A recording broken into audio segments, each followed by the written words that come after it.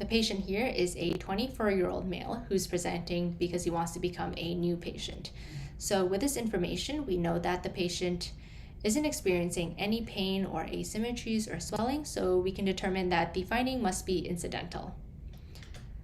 Clinically, we can see no extraoral abnormalities, but we do find a radiolucency in the posterior mandible, and there is also minimal bone expansion.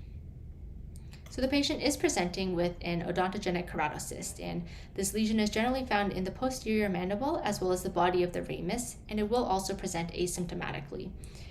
Radiographically, the lesion will look unilocular or multilocular, and what we're seeing here is a unilocular lesion.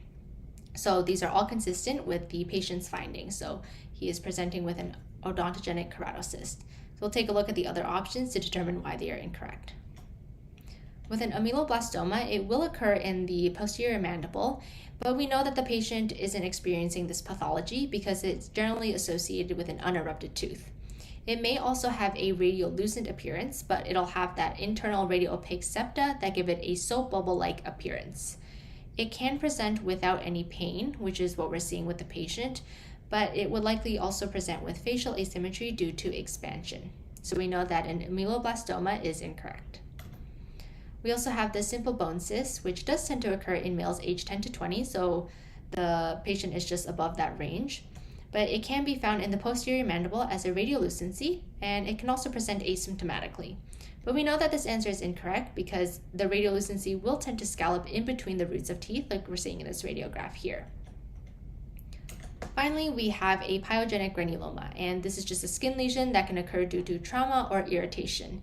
And since it is an overgrowth of soft tissues, we generally wouldn't see anything radiographically.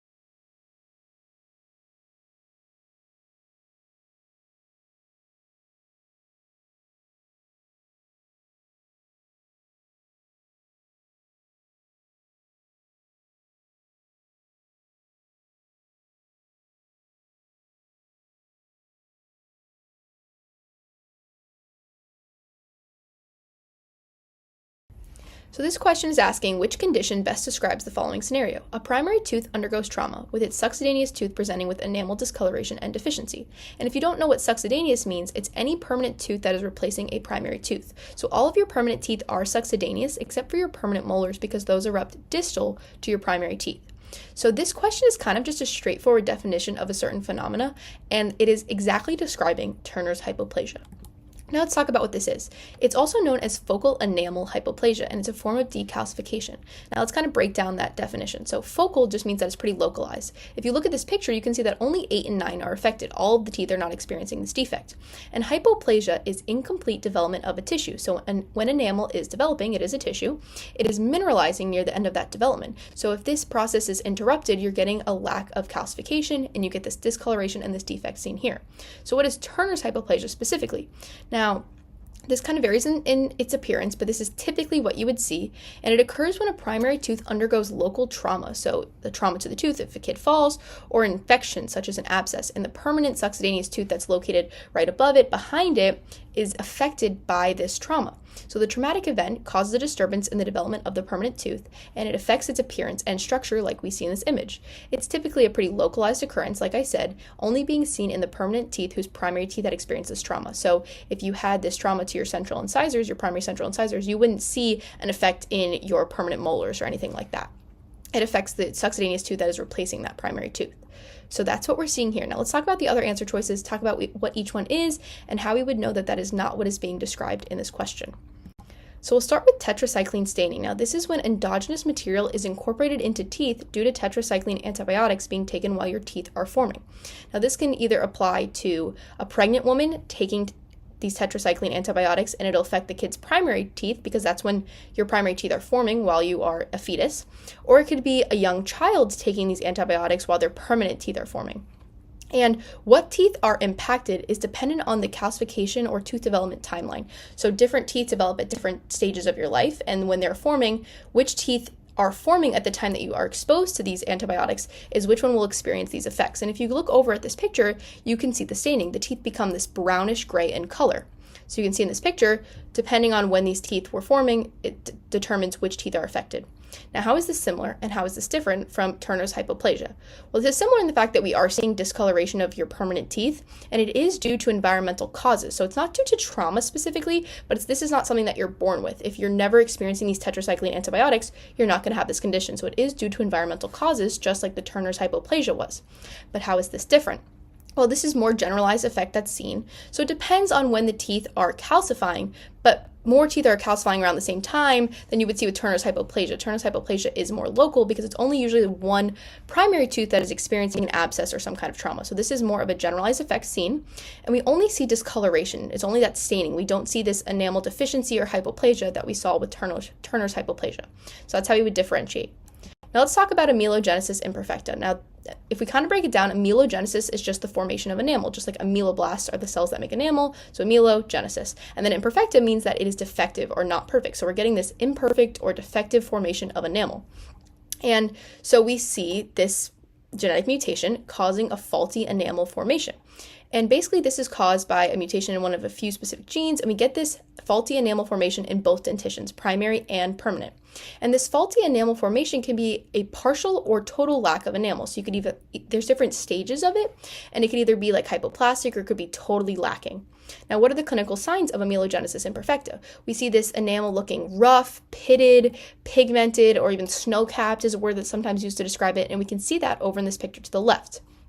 Radiographically, you also see this thin enamel that's normal or decreased density, but your roots and your pulp are normal. Now, how is this similar and how is this different to Turner's hypoplasia? It's same in the fact that enamel of the teeth is faulty. That is what has affected the enamel. So both of these conditions have faulty enamel or affected enamel. And they can both be hypoplastic depending on the severity of amelogenesis imperfecta. Sometimes amelogenesis imperfecta can be more severe. We also see tooth discoloration and deficiency in both conditions. But how are they different? Amelogenesis imperfecta is different in the fact that it is a hereditary genetic mutation. It's not caused by an environmental stimulus like trauma, like we saw for Turner's hypoplasia. This is also a more generalized effect. As you can see, all of the teeth in this image are affected, and the enamel may be affected to a more severe degree. And this also affects both dentition, so you're not just seeing an effect in the succedaneous tooth. Now finally, let's talk about dentinogenesis imperfecta, and I've attached another image to the left. Now, just like we broke down amelogenesis imperfecta, dentinogenesis imperfecta, dentino is formation of dentin, so dentinogenesis, formation of dentin, and imperfecta once again means faulty or not perfect. So here we're seeing this mutation in this DSPP gene, and it causes faulty dentin formation of both dentitions. So that's another important detail. Now, the clinical signs of this is you see these very shiny, opalescent teeth with no pulp chambers, and you have normal enamel but faulty dentin. And this leads to your enamel being poorly supported and very brittle teeth. So you have these very opalescent teeth, and they're very brittle because even though your enamel is different, there's no dentin to support them. So radiographically, we would also see these bulbous crowns and pulp obliteration. Now, how is this different, and how is this similar to Turner's hypoplasia? It's similar in the fact that you see tooth discoloration, but that's really the only similarity. They're much more different than amelogenesis imperfecta and Turner's hypoplasia were. Now, these are different in the fact that this is once again a hereditary genetic mutation. There's no environmental cause like a trauma or like an antibiotic like we saw for tetracycline staining. This is also a more generalized effect, just like we saw for amelogenesis imperfecta and the staining, but we didn't see for the Turner's hypoplasia. And this also affects the dentin and not the enamel. So we saw enamel being affected in Turner's hypoplasia and in amelogenesis imperfecta, but here we are seeing faulty formation of dentin, not enamel. Your enamel is normal, it's just not supported, which leads to your tooth being brittle. And once again, this affects both dentitions, not just the succedaneous tooth. So when we have this definition of a primary tooth undergoing trauma, and you see this succedaneous tooth presenting with enamel discoloration and deficiency, we see this focal hypoplastic effect. It is always going to be Turner's hypoplasia.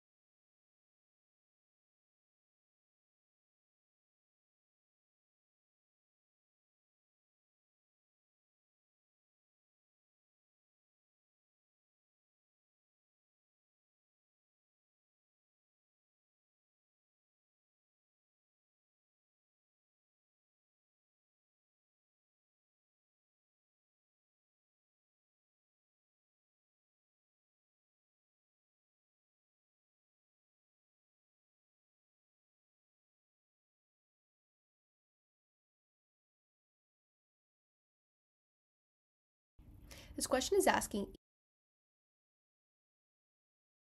each of the following is a common feature of Gorlin-Golt syndrome except one. Which one is the exception? Multiple odontogenic keratocysts, bifid ribs, hyperparathyroidism, or calcified falx cerebri. Now, before we determine which of these is not a common feature of Gorlin-Golt syndrome, let's just talk about the syndrome as a whole.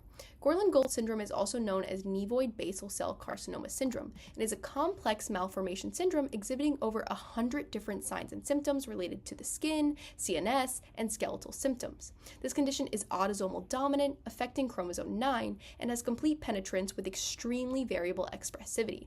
The most characteristic symptoms are multiple basal cell carcinomas and odontogenic keratocysts arising at an early age.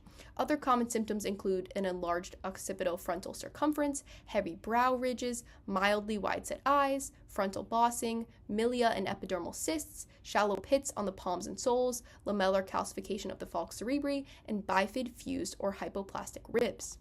Treatment for this condition includes genetic counseling, as well as removal of the keratocysts and basal cell carcinomas. The prognosis is guarded because although the basal cell carcinomas are small and typically not very aggressive, this can vary.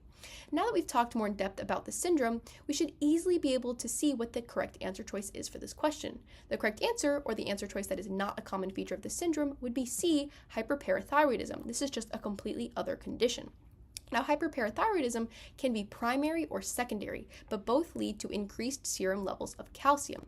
The clinical signs of hyperparathyroidism are often remembered by the phrase bones, stones, groans, and moans. This basically refers to these patients experiencing bone aches, increased kidney stones, abdominal pains, and symptoms like depression.